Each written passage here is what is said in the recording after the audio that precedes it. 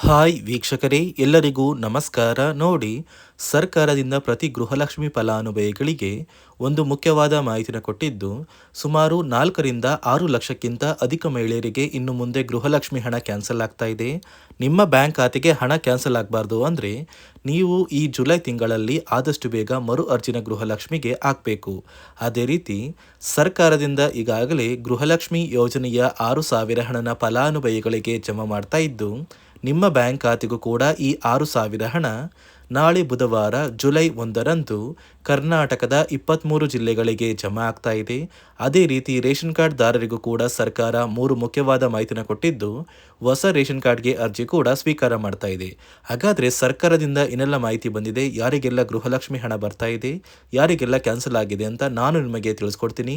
ಅದಕ್ಕಿಂತ ಮೊದಲು ನೀವು ನನ್ನ ಚಾನಲ್ನ ಸಬ್ಸ್ಕ್ರೈಬ್ ಆಗಿಲ್ಲ ಅಂದರೆ ದಯಮಾಡಿ ಪ್ರತಿಯೊಬ್ಬರು ಚಾನಲ್ನ ಸಬ್ಸ್ಕ್ರೈಬ್ ಮಾಡಿಕೊಂಡು ಹಾಗೆ ವಿಡಿಯೋಗೆ ಒಂದು ಲೈಕ್ನ ಕೊಡಿ.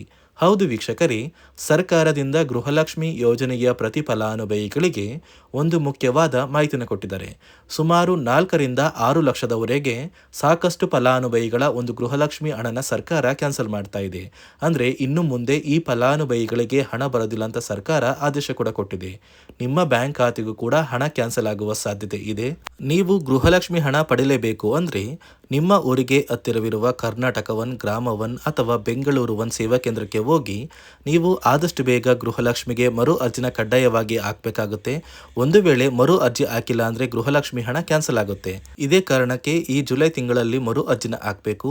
ಅದೇ ರೀತಿ ಸರ್ಕಾರದಿಂದ ಗೃಹಲಕ್ಷ್ಮಿ ಫಲಾನುಭವಿಗಳಿಗೆ 6,000 ಹಣ ಬರ್ತಾ ಇದ್ದು, ಹೇಗೆ 6,000 ಹಣ ಬರುತ್ತೆ ಅಂದರೆ ಜೂನ್ ತಿಂಗಳು ಬರಬೇಕಾದಂಥ 32ನೇ ಕಂತು, ಅದೇ ರೀತಿ ಮೇ ತಿಂಗಳ 31ನೇ ಕಂತು ಹಾಗೂ ಏಪ್ರಿಲ್ ತಿಂಗಳ ಹಣ ಬಂದಿಲ್ಲ ಅಂದರೆ ಏಪ್ರಿಲ್ ತಿಂಗಳ 30ನೇ ಕಂತು, ಒಟ್ಟು 6 ತಿಂಗಳ ಹಣ ಈಗಾಗಲೇ ಫಲಾನುಭವಿಗಳಿಗೆ ಜಮಾ ಆಗೋದಕ್ಕೆ ಶುರುವಾಗಿದ್ದು, ನಿಮ್ಮ ಬ್ಯಾಂಕ್ ಖಾತೆಗೂ ಕೂಡ ನಾಳೆ ಬುಧವಾರ ಜುಲೈ 1ರಂದು ಕರ್ನಾಟಕದ 23 ಜಿಲ್ಲೆಗಳಿಗೆ ಸರ್ಕಾರ ಈ 6,000 ಹಣನ ಜಮಾ ಮಾಡ್ತಾ ಇದ್ದು, ಯಾವ ಜಿಲ್ಲೆಗಳಿಗೆ ಹಣ ಬರ್ತಾ ಇದೆ ಅಂದರೆ ಬಾಗಲಕೋಟೆ, ಬೆಂಗಳೂರು ನಗರ, ಬೆಂಗಳೂರು ಗ್ರಾಮಾಂತರ, ಬೆಳಗಾವಿ, ಬಳ್ಳಾರಿ, ಬೀದರ್, ವಿಜಯನಗರ, ಚಾಮರಾಜನಗರ, ಚಿಕ್ಕಬಳ್ಳಾಪುರ, ಚಿಕ್ಕಮಗಳೂರು, ಚಿತ್ರದುರ್ಗ, ದಕ್ಷಿಣ ಕನ್ನಡ, ದಾವಣಗೆರೆ, ಧಾರವಾಡ, ಗದಗ, ಕಲಬುರಗಿ, ಹಾಸನ, ಹಾವೇರಿ, ಕೊಡಗು, ಕೋಲಾರ, ಕೊಪ್ಪಳ, ಮಂಡ್ಯ, ಮೈಸೂರು, ರಾಯಚೂರು, ರಾಮನಗರ,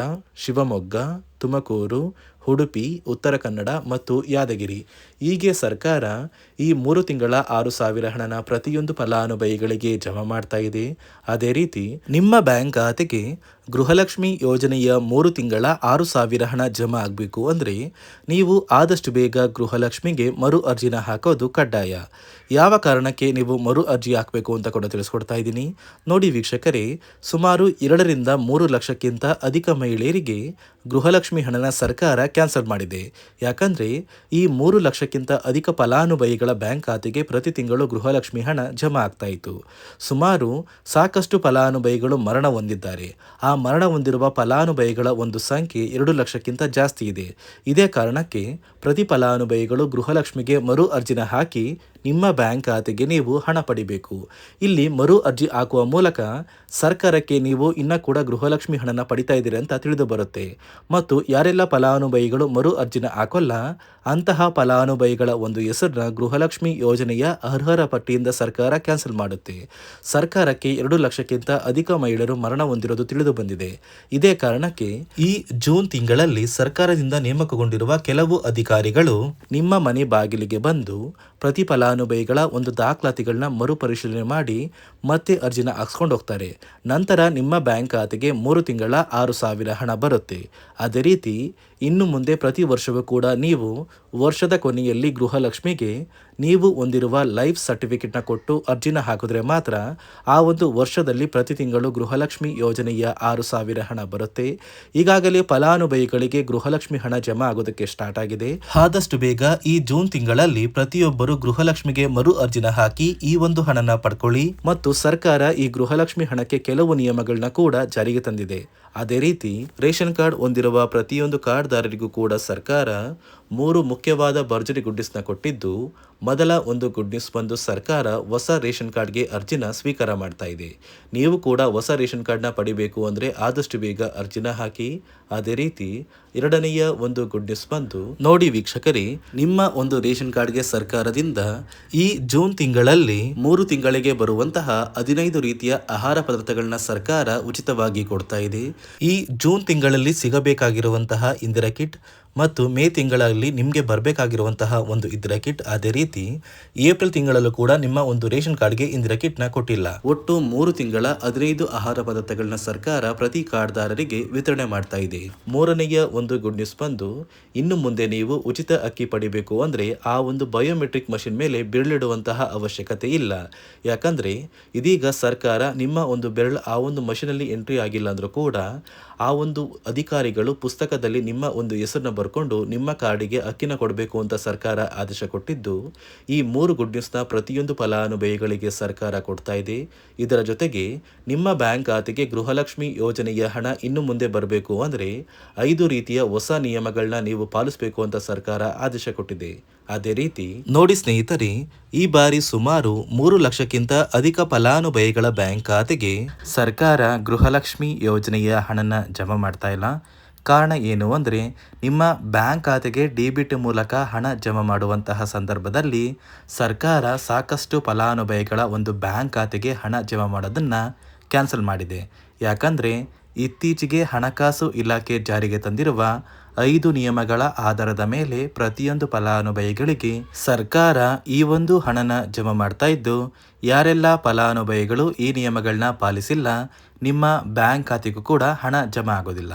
ಹಾಗಾದರೆ ಬನ್ನಿ ಸ್ನೇಹಿತರೆ, ಸರ್ಕಾರ ಜಾರಿಗೆ ತಂದಿರುವ ಆ 5 ಹೊಸ ನಿಯಮಗಳು ಏನು ಅಂತ ನಾನು ನಿಮಗೆ ತಿಳಿಸ್ಕೊಡ್ತಾ ಇದ್ದೀನಿ. ನೋಡಿ ಸ್ನೇಹಿತರೆ, ಮೊದಲನೆಯ ಒಂದು ನಿಯಮ ಬಂದು, ಸಾಕಷ್ಟು ಫಲಾನುಭವಿಗಳು ಹೊಂದಿರುವಂತಹ ಒಂದು ರೇಷನ್ ಕಾರ್ಡ್ ಏನಿದೆ, ಆ ಒಂದು ರೇಷನ್ ಕಾರ್ಡ್ನ ಮನೆಯ ಸದಸ್ಯರ ಪ್ರತಿಯೊಬ್ಬರ ಒಂದು ಆಧಾರ್ ಕಾರ್ಡ್ನ ನಿಮ್ಮ ರೇಷನ್ ಕಾರ್ಡ್ಗೆ ಕಡ್ಡಾಯವಾಗಿ ಲಿಂಕ್ ಮಾಡಿಸ್ಬೇಕು. ಅಂದರೆ ಈ ಒಂದು ಲಿಂಕ್ ಮಾಡಿಸುವಂತಹ ಒಂದು ಪ್ರೊಸೀಜರ್ಗೆ ಸರ್ಕಾರ KYC ಅಂತ ಕರೀತಾರೆ. ನಿಮ್ಮ ರೇಷನ್ ಕಾರ್ಡ್ಗೆ ಇನ್ನೂ ಸಹ KYC ಆಗಿಲ್ಲ ಅಂದರೆ ನಿಮ್ಮ ಬ್ಯಾಂಕ್ ಖಾತೆಗೆ ಸರ್ಕಾರ ಮುಂದಿನ ದಿನಗಳಲ್ಲಿ ಗೃಹಲಕ್ಷ್ಮಿ ಯೋಜನೆಯ ಹಣನ ಕ್ಯಾನ್ಸಲ್ ಮಾಡುತ್ತೆ. ಅದೇ ರೀತಿ ಎರಡನೆಯ ಒಂದು ನಿಯಮ ಬಂದು, ಸಾಕಷ್ಟು ಫಲಾನುಭವಿಗಳು ಕಳೆದ 3 ತಿಂಗಳಿಂದ ಸರ್ಕಾರದಿಂದ ಬರ್ತಾ ಇರುವಂತಹ ಒಂದು ರೇಷನ್ ಏನಿದೆ, ಅಂದರೆ ಉಚಿತ ಅಕ್ಕಿ ಏನಿದೆ, ಈ ಒಂದು ರೇಷನ್ನ ಪಡ್ಕೋತಾ ಇಲ್ಲ. ಒಂದು ವೇಳೆ ಕಳೆದ 3 ತಿಂಗಳಿಂದ ನೀವು ರೇಷನ್ನ ಪಡ್ಕೊಂಡಿಲ್ಲ ಅಂದರೆ ಸರ್ಕಾರ ನಿಮ್ಮ ಬಳಿ ಇರುವಂತಹ ಒಂದು ರೇಷನ್ ಕಾರ್ಡ್ನ ಕ್ಯಾನ್ಸಲ್ ಮಾಡುತ್ತೆ. ನಿಮ್ಮ ರೇಷನ್ ಕಾರ್ಡ್ನ ಸರ್ಕಾರ ಕ್ಯಾನ್ಸಲ್ ಮಾಡಿದ್ರೆ ನಿಮ್ಮ ಬ್ಯಾಂಕ್ ಖಾತೆಗೆ ಗೃಹಲಕ್ಷ್ಮಿ ಯೋಜನೆಯ ಹಣ ಇರ್ಬೋದು ಮತ್ತು ಸರ್ಕಾರದಿಂದ ಬರುವಂತಹ ಒಂದು ಸೌಲಭ್ಯಗಳನ್ನ ನೀವು ಕಳ್ಕೋಬೇಕಾಗುತ್ತೆ. ಅದೇ ರೀತಿ ಮೂರನೆಯ ಒಂದು ನಿಯಮ ಬಂದು, ನೋಡಿ ಸ್ನೇಹಿತರೆ, ನಿಮ್ಮ ಬಳಿ ಇರುವಂತಹ ಒಂದು ಆಧಾರ್ ಕಾರ್ಡ್ ಏನಿದೆ, ಆ ಒಂದು ಆಧಾರ್ ಕಾರ್ಡ್ನ ಕಳೆದ 15 ವರ್ಷಗಳಲ್ಲಿ ನೀವು ಯಾವುದೇ ರೀತಿಯ ಒಂದು ತಿದ್ದುಪಡಿನ ಮಾಡಿಸಿಲ್ಲ ಅಂದರೆ ನಿಮ್ಮ ಬ್ಯಾಂಕ್ ಖಾತೆಗೆ ಸರ್ಕಾರ ಗೃಹಲಕ್ಷ್ಮಿ ಯೋಜನೆಯ ಹಣನ ಕ್ಯಾನ್ಸಲ್ ಮಾಡುತ್ತೆ. ಯಾಕಂದರೆ ಸರ್ಕಾರದಿಂದ ಬಂದಿರುವಂತಹ ಒಂದು ಆದೇಶದ ಪ್ರಕಾರ ಪ್ರತಿಯೊಂದು ಫಲಾನುಭವಿಗಳು ಕಳೆದ 15 ವರ್ಷಗಳಲ್ಲಿ ಯಾವುದೇ ರೀತಿಯ ಒಂದು ತಿದ್ದುಪಡಿನ ನಿಮ್ಮ ಆಧಾರ್ ಕಾರ್ಡ್ಗೆ ನೀವು ಮಾಡಿಸಿಲ್ಲ ಅಂದರೆ ಕಡ್ಡಾಯವಾಗಿ ಆದಷ್ಟು ಬೇಗ ನಿಮ್ಮ ಆಧಾರ್ ಕಾರ್ಡ್ಗೆ ತಿದ್ದುಪಡಿನ ಮಾಡಿಸಿ. ಅದೇ ರೀತಿ ನಾಲ್ಕನೆಯ ಒಂದು ನಿಯಮ ಬಂದು, ನಿಮ್ಮ ಕುಟುಂಬದ ಒಂದು ವಾರ್ಷಿಕ ಆದಾಯ 7 ಲಕ್ಷಕ್ಕಿಂತ ಕಡಿಮೆ ಇರಬೇಕು.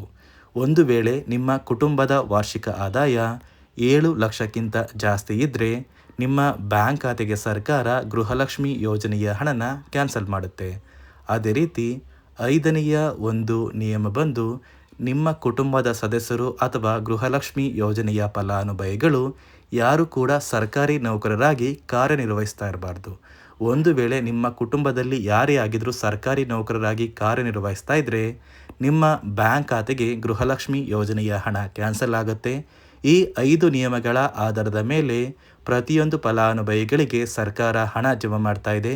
ಒಂದು ವೇಳೆ ನೀವು ಈ 5 ನಿಯಮಗಳನ್ನ ಪಾಲಿಸಿಲ್ಲ ಅಂದ್ರೆ ನೀವು ಕೂಡ ಗೃಹಲಕ್ಷ್ಮಿ ಯೋಜನೆಯ ಹಣದಿಂದ ವಂಚಿತರಾಗಬೇಕಾಗುತ್ತೆ. ನೋಡಿ ವೀಕ್ಷಕರೇ, ಸರ್ಕಾರದಿಂದ ಪ್ರತಿ ಫಲಾನುಭವಿಗಳಿಗೆ ಈ 3 ತಿಂಗಳ ಗೃಹಲಕ್ಷ್ಮಿ ಯೋಜನೆಯ 6,000 ಹಣನ ನಿಮ್ಮ ಬ್ಯಾಂಕ್ ಖಾತೆಗೆ ಜಮಾ ಮಾಡ್ತಾ ಇದ್ದು, ಆದಷ್ಟು ಬೇಗ ಗೃಹಲಕ್ಷ್ಮಿ ಹಣ ಬರುತ್ತೆ ಮತ್ತು ರೇಷನ್ ಕಾರ್ಡ್ ದಾರರಿಗೂ ಭರ್ಜರಿ ಗುಡ್ಡಿಸ್ನ ಕೊಟ್ಟಿದೆ ಮತ್ತು ಗೃಹಲಕ್ಷ್ಮಿಗೆ ಮರು ಅರ್ಜಿ ಹಾಕಿ ಅಂತ ಹೇಳ್ತಾ ಇದಿಷ್ಟು ಸರ್ಕಾರದಿಂದ ಬಂದಿರುವ ಮಾಹಿತಿಯಾಗಿದೆ. ನಾನು ಕೊಟ್ಟಿರುವ ಮಾಹಿತಿ ನಿಮಗೆ ಇಷ್ಟ ಆಗಿದ್ದಲ್ಲಿ ನನ್ನ ಚಾನಲ್ನ ಸಬ್ಸ್ಕ್ರೈಬ್ ಮಾಡಿಕೊಂಡು ಹಾಗೆ ವಿಡಿಯೋಗೆ ಒಂದು ಲೈಕ್ನ ಕೊಡಿ.